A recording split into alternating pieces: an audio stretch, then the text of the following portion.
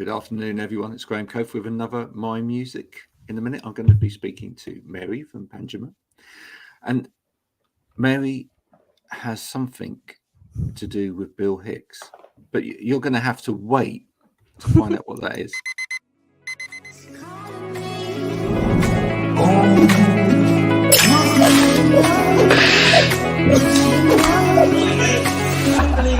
I need to get going, Mel. I'll see you later.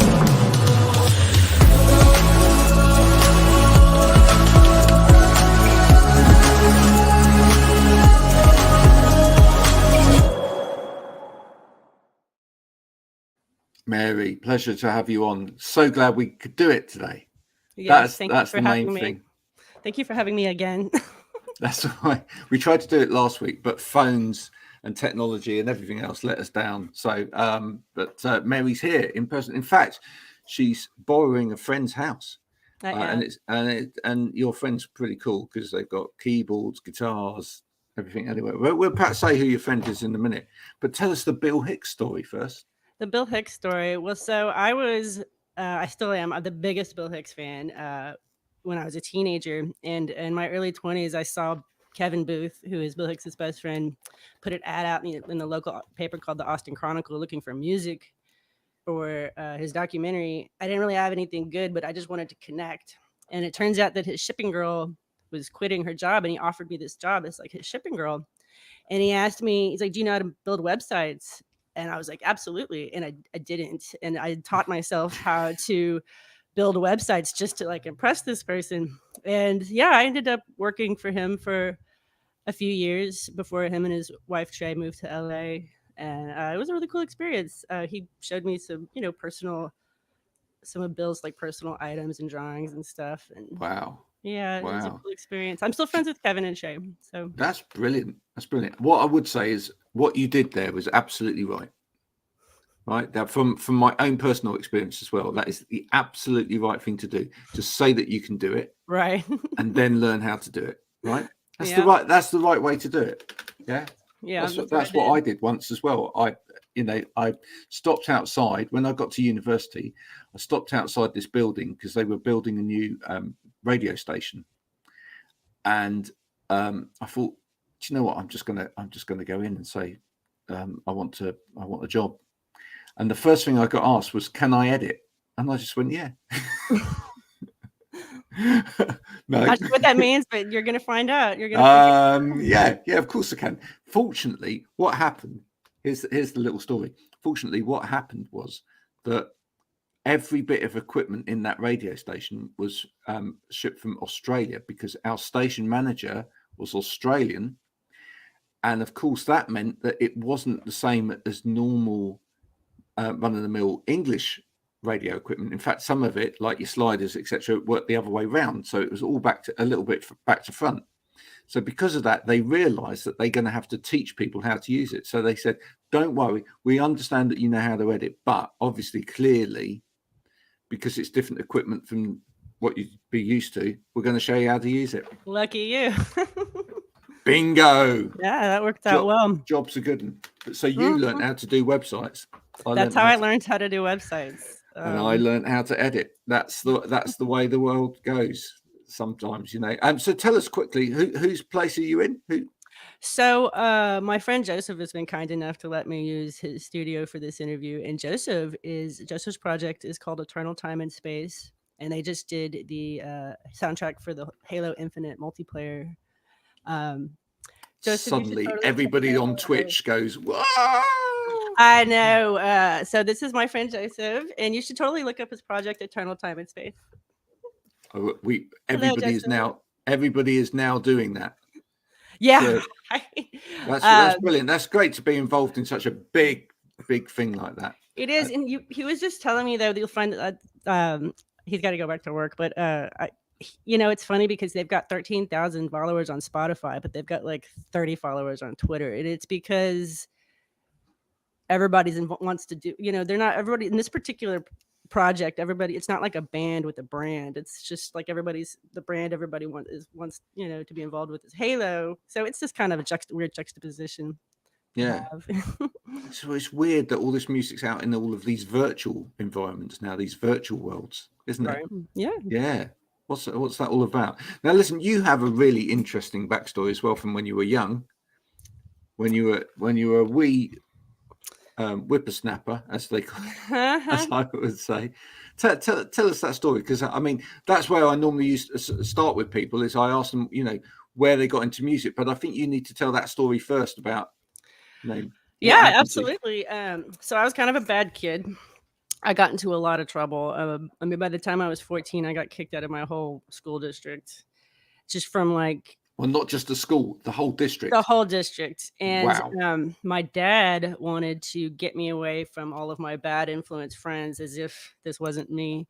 But so he sent me to live in London with some family friends, just to sort of get me out of all my bad situations. And it was a good thing. I mean, he was right. It was smart. So I was over there, and I went to a school called Queen's College for a little while. And I absolutely navigated the whole city by myself. I mean, I was on the subway system by myself. I was 15. This is 1995. No cell phones.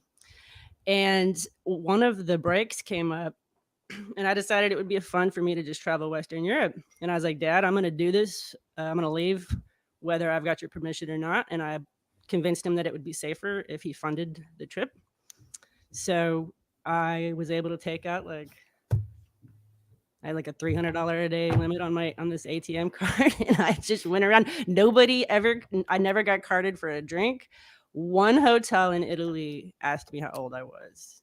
So Wow. I didn't look 15, by the way. I looked older for sure. Right. But I mean, I got some tattoos in Paris. I got another tattoo in Luzerne, of all places. And have you still got those tattoos? I do. Right. I do. Dare we ask? So I'll show you this one. It was and when I went to Paris, I didn't know what I was doing. And I actually went to this like biker tattoo shop, and it actually really it's not in French, is it? It's no. It's right. Okay. But for a birthday present, I got it brightened up a few years ago.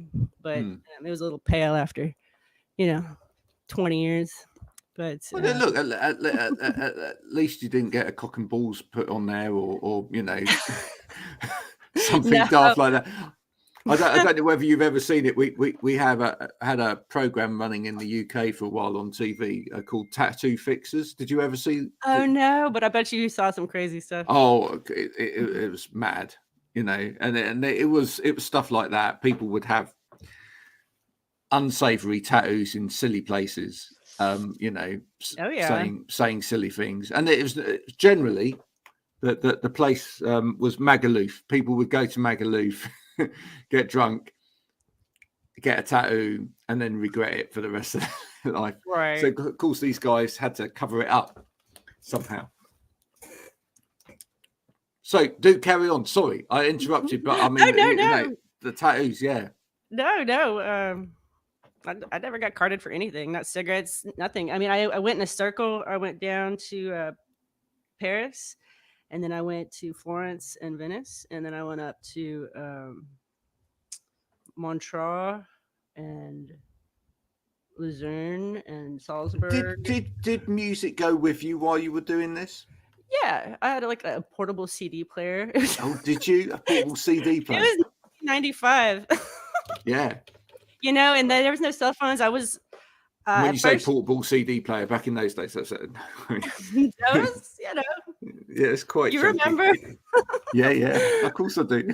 Yeah, so I had that and my camera and my train station book and my those tourist books that had list of all the museums, and I just went on my way by myself. So it was a lot of fun. Yeah. Did it work? So in terms of music though?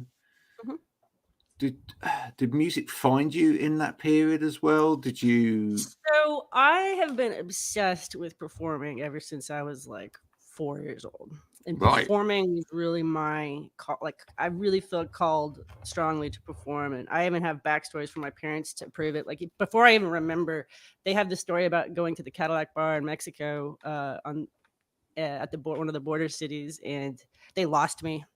and they heard the whole other end of the bar was just exploded, and everybody was cheering. And they said that I had gotten up on top of the piano while somebody was playing, and I was just like dancing. And this is what I like to do. It's a lot of fun for me. And so when I was 16, I started getting really serious about music, honestly, because I knew that I needed to in order to communicate with musicians and do what I wanted to do. Yeah. So I took piano really seriously, and I took guitar really seriously.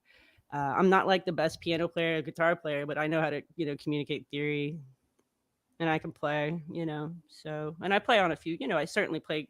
A lot of people tell me like they think I'm good at keyboard. Right.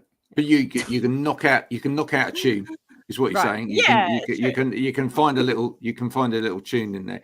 Are Definitely. you one of these people? Because I would not rate myself as a guitarist or anything like that, but or keyboard or anything. But are you one of these people that in your head it's more about you want to sit at an instrument because you've got something to write? It's not about playing other people's songs and learning that way or getting technically proficient. It's because there's something in you that you need to get out, and therefore actually sitting at an instrument, it becomes a vehicle towards that. I would say definitely. It's funny that you say that because my piano teacher, she was like this really strict, like 85-year-old woman. She was like a Bach specialist. She played so wonderfully. And one day I came and I was like, hey, I wrote a song. And I asked her, I was like, have you ever written this? She kind of looked at me like I was crazy. I was like, have you ever written this song? And she was like, no, never. It just never even occurred to her to write one. And I'm like, that's so crazy to me how I'm not even very good compared to her, and I'm just ready to write songs. And she like never even occurred to doesn't even occur to some musicians to be writers. So yeah, I feel like it's something inside of you, and you're compelled to do it. Yeah, I do. Yeah, I think that, and there are some people that are kind of in the middle. That they're very good at playing anybody's song, and they do write as well. But I do think there's an awful lot of people who are called to just express themselves in whatever way and whatever's in front of them, etc. as well. I mean, I don't know about you, but do you find that you'd pick up any instrument really and give it a go? Yeah, I mean, I can sing. That's another thing that's interesting. I'm not the best drummer, the best guitar player, but I can sing and play at the same time. And I know people who are really good, but for some reason they can't sing and play simultaneously. Yeah, that's hard. Well, Yeah. for me, that's I can I can play drums and sing at the same time, and I can play guitar and sing at the same Right. time. But I'm not. Yeah, so it's weird to me that people could be so much better, and then again, like for some reason, that's really hard for them to do. So. Yeah. What can you remember listening to when you were young, music-wise? Oh gosh, so my dad played nothing but classical music. And then my Wow. brother was 4 years older than me, and I mean, he was listening because of him. I listened to everything from like Led Zeppelin and the Doors to like he was listening to like Eazy-E and NWA. Right. And So he was the influence. kinda. And I mean, he Yeah. was just all over the place. And so I was literally like listening to Eazy-E when I was like whatever. I don't even remember how old I was. 8, probably. Did any of that classical music sort of enter your brain as well? I mean, Definitely. Yeah. It comes out in the way I play a lot. I feel like I'm cheating when I play because I play a lot of like arpeggiated chords, and I always feel like that's kind of cheating. But it kind of feels like kind of webby, which I feel like I got that from Bach. Bach is my favorite. Like if you like the Brandenburg, like the harpsichord. I actually had a harpsichord in my house growing up. Did you? Yeah, we had a harpsichord, a violin, a Steinway piano. I see a proper harp with all of the stops and everything.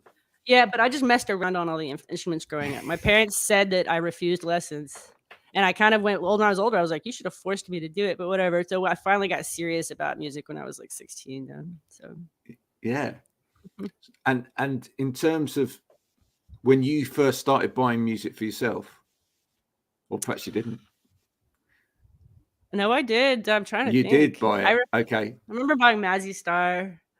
That record. I totally remember going to the record store and getting that. That was one of my first purchases for myself, I think. Back then we just recorded, put blank tapes in the in the stereo, recorded the radio. That's where I was going with it. Did you? Did you steal it? Yeah. Off the radio? Oh yeah, definitely. Yeah. I had some cool mixtapes. Dinosaur Jr. All this cool old stuff. Yeah. Yeah, I met Dinosaur Jr. once. Yeah. Oh yeah. Yeah. I know a guy that does their music videos these days. Cool. Yeah, no, they were playing a gig. It was a really memorable gig because they were playing a gig in Newcastle with Teenage Fan Club, and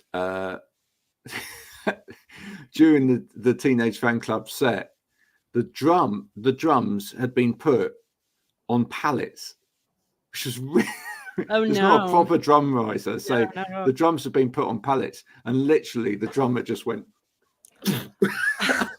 So he's like that. Oh no! Drumming about. He carried on. But That's yeah, it. no, it was a fun gig. Did he Really. push through? He pushed through. You push through to the end of that song. Yeah, so and funny. then I mean, I got to give it to him. You know, he really. But yeah, Dinosaur Jr. were supporting on that particular tour, and met the guys because we were interviewing. So met the guys before the catastrophe happened. It was it was great.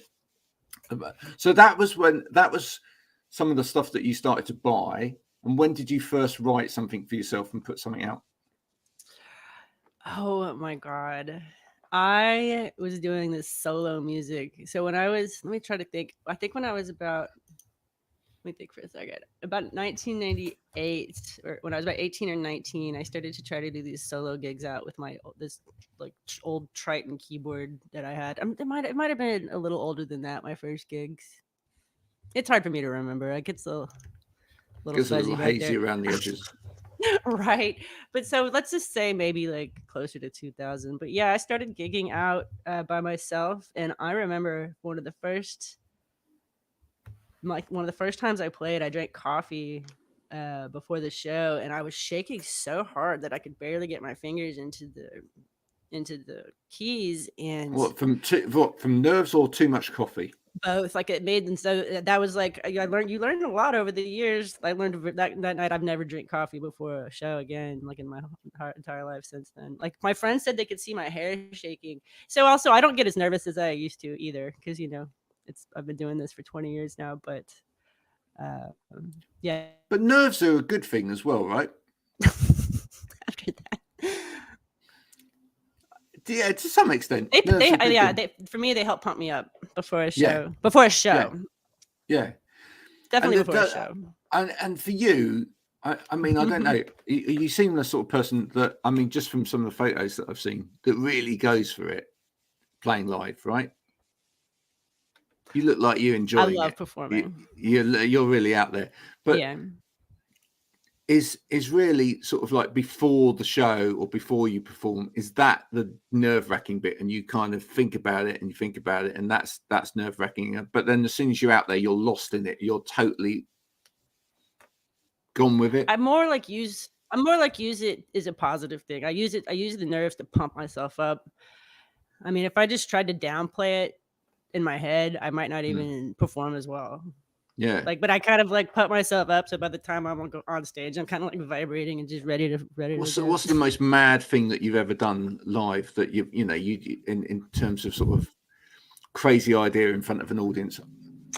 I don't think I've ever done anything particularly like super crazy. Like I really don't, but I do think my performance in itself is it's definitely like, I mean, so you haven't like me. I mean, I once started a show from the toilet area because we had like a.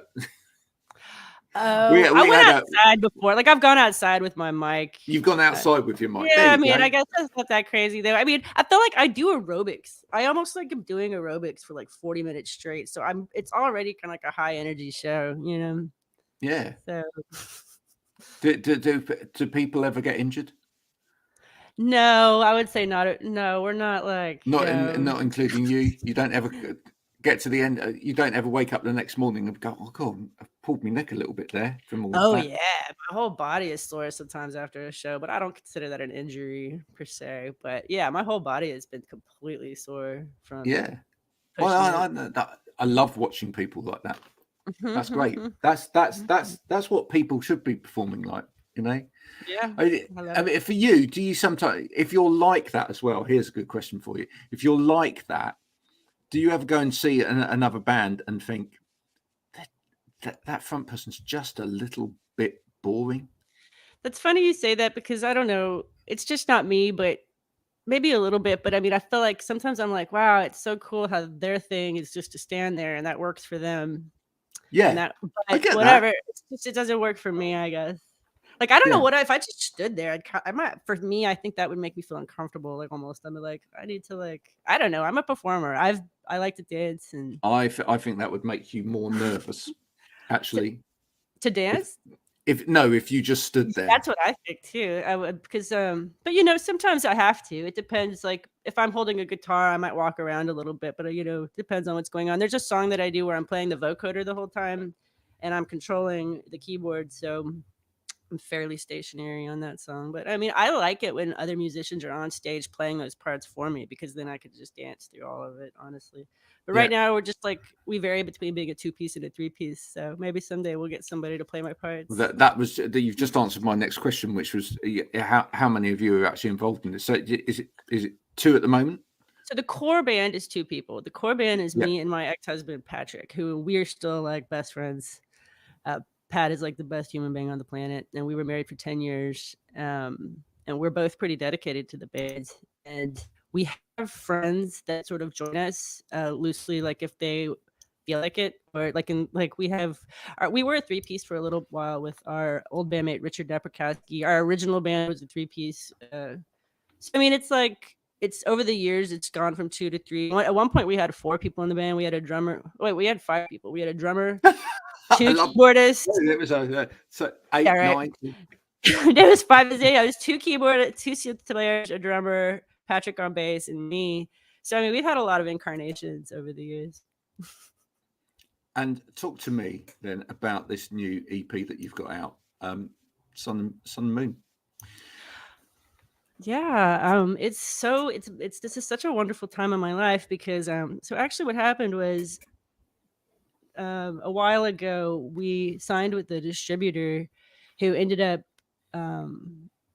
not paying us, but also not like giving us any financial reports, and we ended up suing this guy for but not exactly suing, but we got a court-ordered injunction to get him to take give our music back. Yeah. And so we won the case, but it really took a lot out of me, and it took like 3 years. And I mean, I really was disenchanted with doing anything. Like I played music, but I didn't want to do anything else like marketing or business. And I kind of got my groove back, and I got all this gumption, and I got really excited finally. And we've had some of these songs have been, some of these songs are brand new, and some of them have been done for a few years. It's just, I just kind of got my groove back, and now I'm like super excited to be back at it. And And what are you saying in Sun and Moon?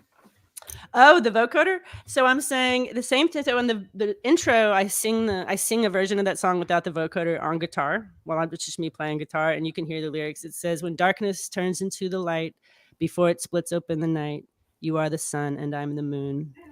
Where everything is happening and time no longer means a thing. That's where I am when I'm with you. The world around us disappears. We are the only ones who's here. That's where I am alone with you. When your eyes connect with mine, it rips my heart out every time. How can I know what you will do?" We need a little bit of light at the moment with everything that's going on in the world, right? Yeah, definitely. And like I don't know if you listened to the third, like the Sun and Moon actually has like parts 1, 2, and 3 on the EP. Yeah. And the third part is just that like a kind of a dialogue kind of about lucid dreaming. And I studied I have like 2 degrees in philosophy. So I'm always trying to throw philosophy into the mix, into the Dreams are incredibly interesting things, aren't they? Definitely. So what my graduate degree was in the philosophy of quantum mechanics, actually. So Really? Right. I mean, I have a lot of thoughts on quantum. Once you study quantum mechanics long enough, it really makes you wonder, what's the nature of reality, and like you talk about like all these infinite physical states and infinite universes, and it's like you start to wonder what's real and what's not, for sure. So does that mean when someone like you watches something like The Matrix, you really like it or you really hate it? I thought The Matrix was really smart. I mean, I don't think we're like alien batteries or anything like that, if that's what you're asking. But I mean, I do think it's good. You know what movie I liked was Inception. I thought they did a good job at sort of capturing the mystery of once you go into the deeper levels of consciousness. Oh, we don't know what the fuck is going on, obviously. I kind of think on a really deep level, my kind of fundamental beliefs are that we're all the same person, whatever that thing is. It's we're all it. And so are we all God as well then? I think that's what it is. I don't like to use that word. I mean, I consider myself a psychonaut. I think so. I mean, like I did the very first time I did DMT, I had this experience with this entity that basically told me that nothing else had ever existed besides it, and that nothing else ever would exist besides it. And I was like, it sounds very like a very godlike thing to say. I didn't really know, so I don't like to. I say it. So ever since that experience, I kind of called it the one that exists, because I don't really know what else to call it. But yeah, I think we're all it, whatever that was. Yeah. Do people when they listen to your music, do they ever share spiritual experiences with you in terms of how your music has affected them? I don't know about the music, but I will say this: my conversations with people almost always go to philosophy really fast. Yeah, but you don't feel. Well, I mean, what about the whole? Let's go back to the performing again. But I mean, that's for me, a lot of the time when people are at a concert listening to the music, there's the performance, and the band on the stage or the performers really mold into one with the audience, and it becomes a communal affair. I mean, that to me is modern day church for a lot of people. Definitely. Yeah. Oh yeah, definitely. I mean, some of my favorite experiences is when I'm not really paying attention to the audience and I'll look up and everybody's dancing. That's always made me really happy. And honestly, that's only kind of happened a few times. Typically, you kind of just see a bunch of people just sort of standing there and looking at you, which is fine too. Especially in England. Oh yeah. I'll keep that in mind if we ever play over there. I like it when I look out and see everybody dancing though. I'm like, yes, I've done something special here tonight. Yeah. Well, I think it depends on the size of the crowd and the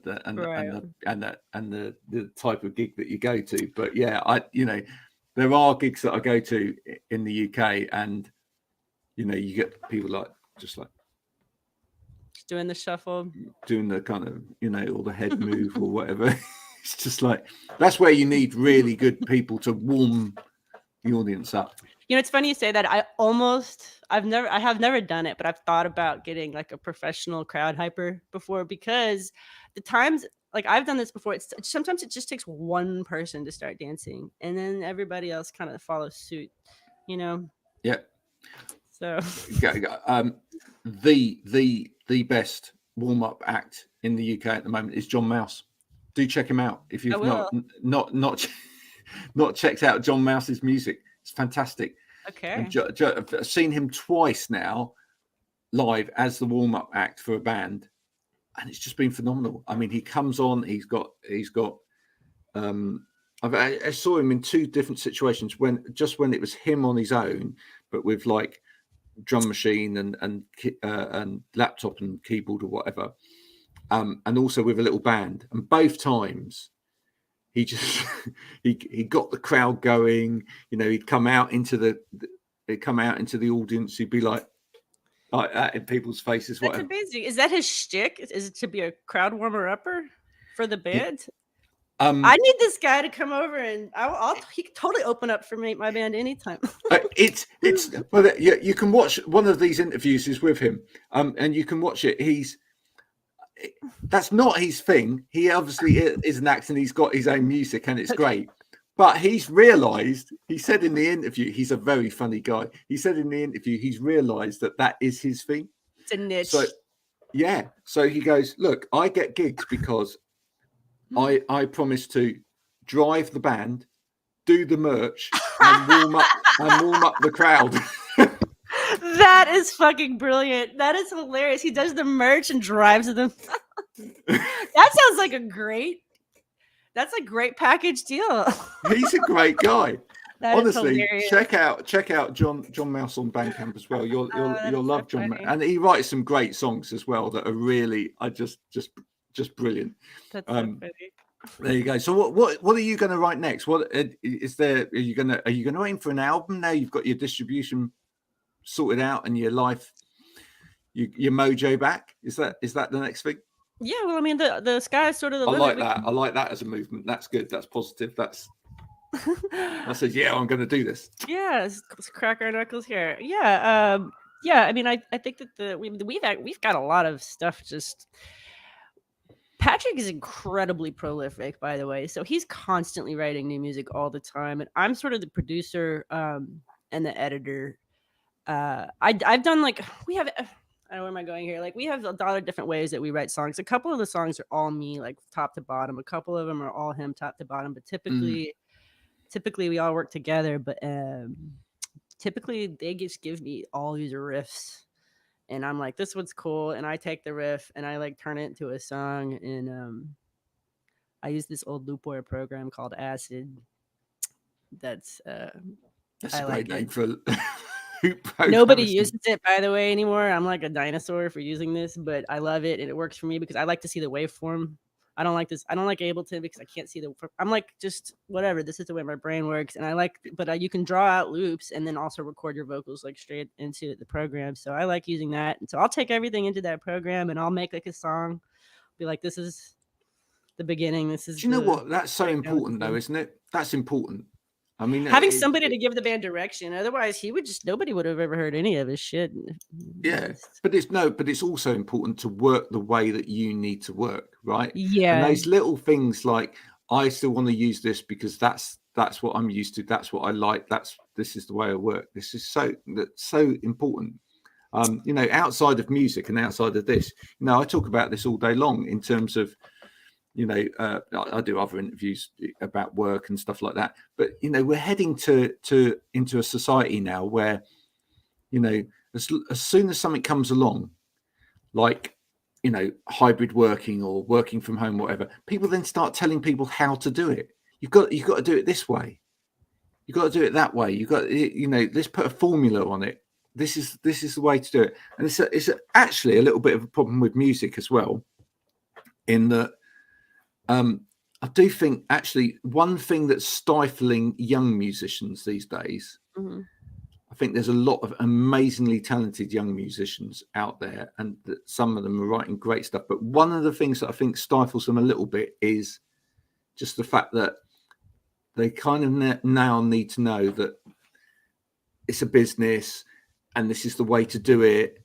And you've got to do it like this, and the YouTube is full of the information about this is how you should get your stuff out there, and you should do it. But actually, once upon a time, a long time ago, some of us just started a band for the hell of it, and we just made a load of great mistakes all along the way, and it was actually quite good fun, Mm-hmm. and we just did it the way we wanted to do it. Right. Right. I feel the same way. I never read, I think Martin Atkins had a book out about touring, and I started it, or about the business, but I couldn't finish it for some reason. But all my friends recommended it.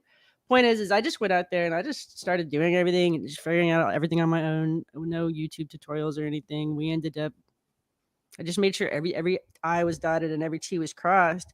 And it's a good thing because I'm still getting royalty checks in the mail. Sometimes even a couple $100 a quarter for songs that are 10 years old. So it's important to do all that stuff. It is. It is, absolutely. Well, Mary, it's been an absolute blast talking to you. I'm glad we finally got it together. Thank you so much. I had a blast as well. Yeah, good. So listen, tell everyone where they can get hold of your music. Absolutely. Panjoma is spelled Panjoma. My name should be at the bottom of the screen, and you can just, if you go to panjoma.com, there's a link tree, but I mean, Spotify, we're on Spotify, we're on Bandcamp, we're on iTunes, any major. But if they go to Bandcamp, can they actually buy stuff? Because that's I love Bandcamp because obviously I prefer Bandcamp because we get more money from Bandcamp than we are ever going to get from iTunes or Spotify. That's for sure. I would love for y'all to visit my YouTube channel and watch the Sun and Moon video. It's really tripped out. I do all the video editing myself for almost every video we've ever had, and yeah, I try to make it really psychedelic, this particular one. So I hope that y'all there you enjoy go. it. Check out the YouTube channel. Go and see that. Then go to Bandcamp. Buy some music. Jobs are good. If you don't want to buy the music, if you actually want to just stream it on whatever, you can do that. But please do send Mary some money for a cup of coffee, or something, or just send her some money. We have some merch on Redbubble. Oh, there you go. Apparently, we did this one flying eyeball in CMYK, and it just blew everyone's mind because the print is so vivid. You can actually see different versions of the same flying eyeball on a bunch of animated YouTube videos that we've got. But yeah, you can buy this shirt, and like the people who printed it were like, "How did you do this?" And I was like, "I don't know. I just put tons and tons of layers and layers and layers." But apparently, it's hard to make CMYK pop like this, and apparently, we did a good job. Wow, cool. I don't know how I did. Well, find the link to that. Send it to me, and we'll put it on the comments for this afterwards, because everybody wants a flying eyeball T-shirt now, right? It's everybody. It's cool. It is. Yeah, it sounds cool. I want one. That sounds brilliant. I love T-shirts. Yeah, can't beat them. There you go. I'm gonna say goodbye. Thank you so much for joining me. Just so you know, one of the things I sometimes do is a quick pigeon watch. There's 2 pigeons out there at the moment. I hope they enjoyed the interview. They did. Before I go, one last thing before you disappear off forever. If you could work with someone, dead or alive, who would that be? It's really tough. I wasn't expecting that question, but I would say Bjork. She's my biggest. My biggest. Yes. She's like finally someone says Björk. Brilliant. I would say exactly the same. I love her. I would say exactly the same. That's wonderful. And for what reason? Because she's completely bonkers, and the fact that her music is just brilliant, different. Yeah, but it breaks the rules of music, isn't it? All the time. She always works with the world's top producers. Yeah, always. And she's mind-blowing. I love her. Her performances are pretty out there these days, but she's like my roots. I mean, what was the Hyper Ballad, all her old stuff, Homogenic, that whole album from Homogenic, and then the Pink one. That's all like, I love that stuff. Definitely. It is brilliant. Yeah. Thank you. Thank you. Thank you for choosing a perfect person. There you go. Right. Mary, thank you. Everybody, if you've been watching, do go and check out Panjoma's music. There you go. Otherwise, you'll be missing out, and that's a bad thing. I'm off now to eat some food because it is that time on a Friday night. Mary, what are you off to do? I'm gonna go just take the day off. I've got a big photo shoot this weekend, and I need to get some sleep. Yeah, go do it. Thanks for joining me. Thanks for taking the time out. Thank you for having me. This has been lovely. Lovely. I hope you have a wonderful night. Thank you, and you. Okay, thanks. Bye for now. Bye, everybody. Bye. Thank you.